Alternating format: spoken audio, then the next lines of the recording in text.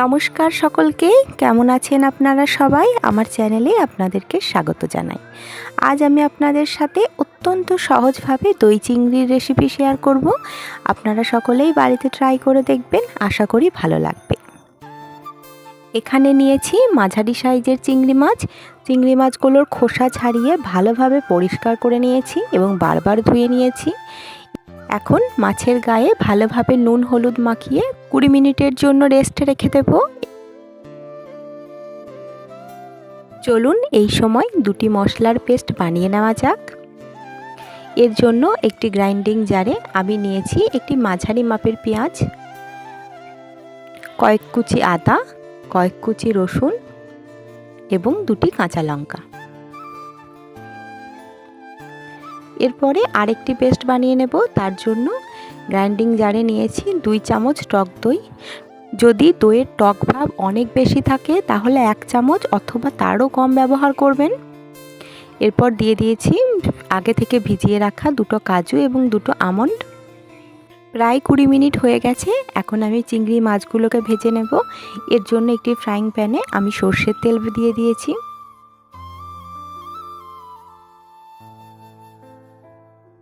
তেল ভালো করে গরম হয়ে গেলে আমি চিংড়ি মাছগুলো একে একে দিয়ে দেব।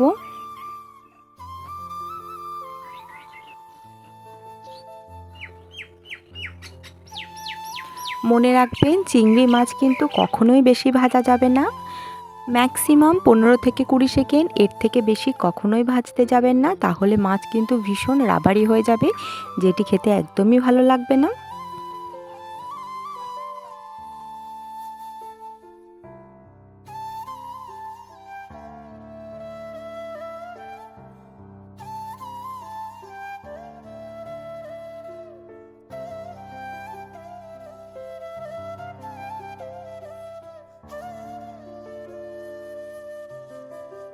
আমি মাছগুলোকে 15 সেকেন্ডের মতো খুব হালকাভাবে ভেজে নিয়েছি।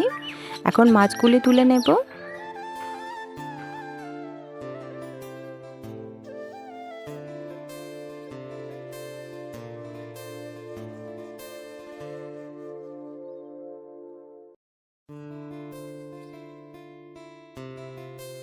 এখন ওই প্যানের মধ্যে আরেকটু তেল দিয়ে দেব। তেল গরম হয়ে গেলে দিয়ে দেব একটি ছোট এলাচ, একটি দারুচিনি এবং 2টি লবঙ্গ এবং একটি তেজপাতা।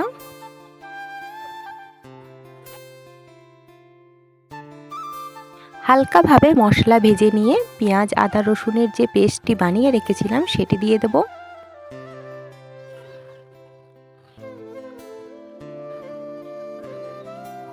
এখন মশলাটি ভালোভাবে কষিয়ে নেব।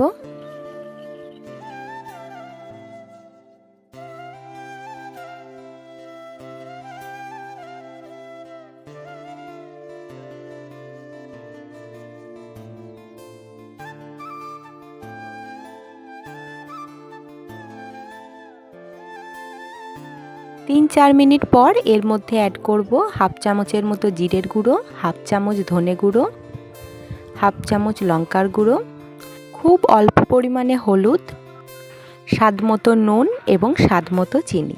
যেহেতু এখানে টক দই ব্যবহার করেছি, তাই যদি পরবর্তীকালে চিনির প্রয়োজন পড়ে তাহলে আমরা আবার শেষের দিকে অ্যাড করব।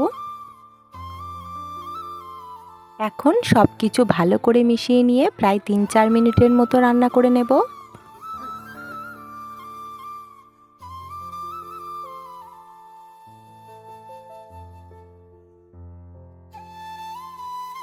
মশলা কষানো হয়ে গেছে। এই সময় আমি এর মধ্যে সামান্য গরম জল অ্যাড করব।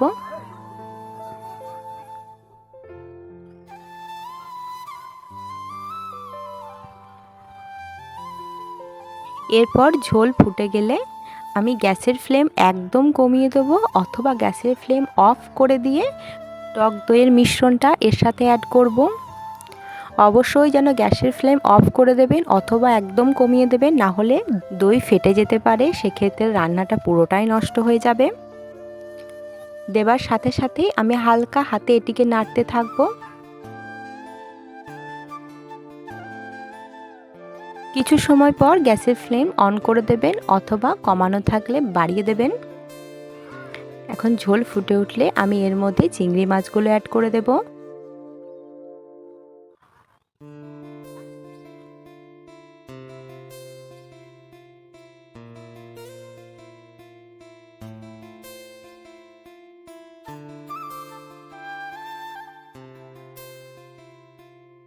এখন আমি আঁচ কমিয়ে দিয়ে ধীরে ধীরে রান্নাটি হতে দেব। দেখতেই পাচ্ছেন এটি কত লোভনীয় লাগছে দেখতে, এটি খেতেও ভীষণই টেস্টি হয়েছিল। এই অবস্থায় আপনারা একবার টেস্ট করে দেখবেন, যদি টক ভাব লাগে তাহলে চিনি অ্যাড করবেন। আপনারা যদি এই চ্যানেলে নতুন হয়ে থাকেন অবশ্যই চ্যানেলটিকে সাবস্ক্রাইব করবেন। এই রেসিপিটি আপনাদের কাছে ভালো লেগে থাকলে ভিডিওটিকে একটি লাইক করবেন, কমেন্ট শেয়ার করে আমার পাশে থাকবেন। একদম শেষে আমি অ্যাড করব হাফ চামচ ভাজা মশলা। ভাজা মশলা রেসিপি আমার চ্যানেলে অলরেডি দেওয়া রয়েছে।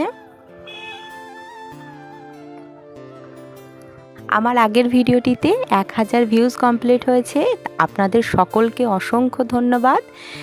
রান্না একদম কমপ্লিট হয়ে গেছে। এখন আমি গ্যাস অফ করে দিয়ে 1 চামচ ঘি অ্যাড করেছি। অত্যন্ত সহজভাবে আপনাদের সাথে দই চিংড়ি রেসিপি শেয়ার করলাম। ভিডিওটি ভালো লাগলে অবশ্যই লাইক করে দেবেন, আর আপনারা সকলেই বাড়িতে ট্রাই করে দেখবেন। আশা করি আশাহত হবেন না। আপনারা সবাই ভালো থাকবেন, সুস্থ থাকবেন, সাবধানে থাকবেন। আবার দেখা হবে নতুন কোনো ভিডিওতে। সকলকে ধন্যবাদ।